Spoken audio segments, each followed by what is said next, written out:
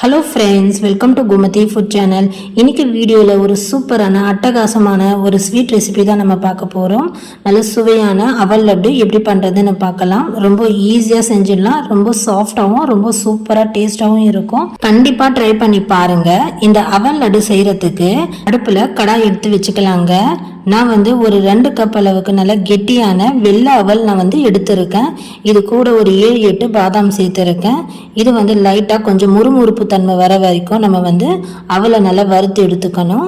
Colour மாறுற வரைக்கும் நம்ம அந்த அளவுக்கு அவல் வறுக்க தேவையில்லைங்க. லைட்டாக சூடு ஏற அளவுக்கு நம்ம அவல் நல்லா முறுமுறுன்னு வறுத்து எடுத்தால் போதும். இப்போ இதை வேறு ஒரு பாத்திரத்தில் நம்ம மாற்றிக்கலாம். அதே மாதிரி நான் கெட்டி அவல் சேர்த்து செஞ்சுருக்கேன். உங்ககிட்ட லேஸ் அவல் இருந்தால் கூட நீங்கள் அதில் செஞ்சுக்கலாம். அடுத்ததாக ஒரு 1/4 கப் அளவுக்கு துருவன தேங்காய் சேர்த்துட்டு லைட்டாக இந்த மாதிரி நல்ல ஈரப்பதம் போகிற அளவுக்கு நல்லா ட்ரையாக வறுத்து எடுத்துக்கோங்க.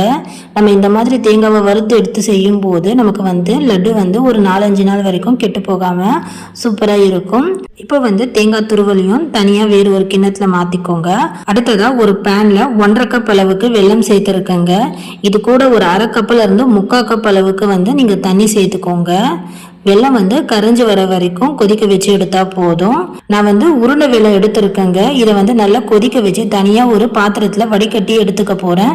நீங்கள் நாட்டு சக்கரை எடுக்கிறீங்கன்னா இந்த ஸ்டேஜை ஸ்கிப் பண்ணிக்கோங்க.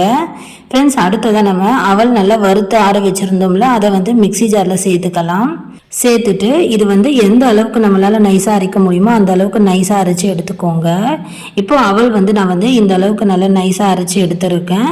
அடுத்ததான் நம்ம வறுத்து ஆற வச்சிருக்கிற தேங்காய் துருவலையும் சேர்த்துக்கலாம். இது எல்லாமே நல்லா ஆறுனதுக்கு அப்புறம் தாங்க அரைக்கணும். இதுவும் நல்லா அரைச்சி எடுத்ததுக்கு அப்புறம் இப்போ நம்ம வடிகட்டி எடுத்து வச்சிருக்கிற வெள்ளை தண்ணியில் இப்போ இந்த மாதிரி நல்லா கொதிக்க வைங்க.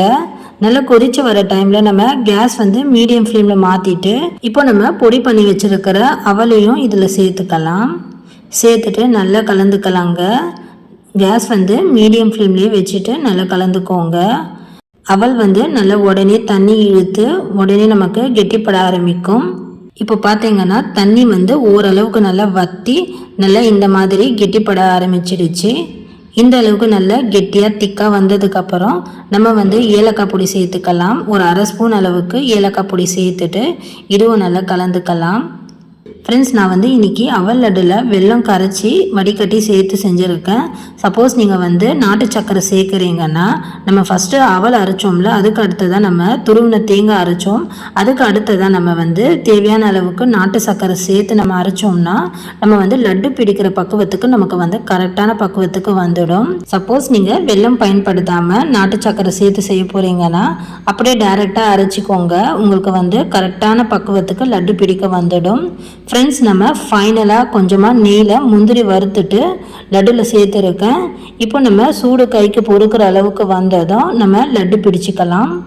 இந்த மாதிரி நீங்கள் அவல் லட்டு ஒரு தடவை செஞ்சு வச்சிங்கன்னா ஒரு 5-6 நாள் வரைக்கும் கெடாமல் இருக்கும். அதே மாதிரி நல்ல லட்டு ரொம்ப டேஸ்ட்டாகவும் சூப்பராக இருக்கும். கண்டிப்பாக குழந்தைங்க ஏதாவது ஸ்வீட் சாப்பிடணும்னு தோணும் போது நீங்கள் இந்த மாதிரி ஹெல்த்தியாக அவல் லட்டு செஞ்சு கொடுக்கலாங்க. ரொம்ப ஈஸியாக செஞ்சிடலாம். ரொம்ப சாஃப்டாகவும் அதே சமயம் ரொம்ப டேஸ்ட்டாகவும் சூப்பராக இருக்கும். ஃப்ரெண்ட்ஸ், பார்த்தீங்கன்னா சூப்பராக ஒரு 10-15 நிமிஷத்துக்குள்ளேயே அவல் லட்டு ரொம்ப சிம்பிளாக அதே சமயம் ரொம்ப ஹெல்த்தியாக நம்ம ரெடி பண்ணியாச்சு. கண்டிப்பாக இதே மாதிரி நீங்களும் வீட்டில் அவல் லட்டு ட்ரை பண்ணி பாருங்கள். இந்த ஸ்வீட் ரெசிபி உங்களுக்கு பிடிச்சிருந்தால் லைக் பண்ணுங்கள், மற்றவங்களுக்கும் ஷேர் பண்ணுங்கள். மறக்காமல் கோமதி ஃபுட் சேனலை சப்ஸ்கிரைப் பண்ணிக்கோங்க. தேங்க்ஸ் ஃபார் வாட்சிங்.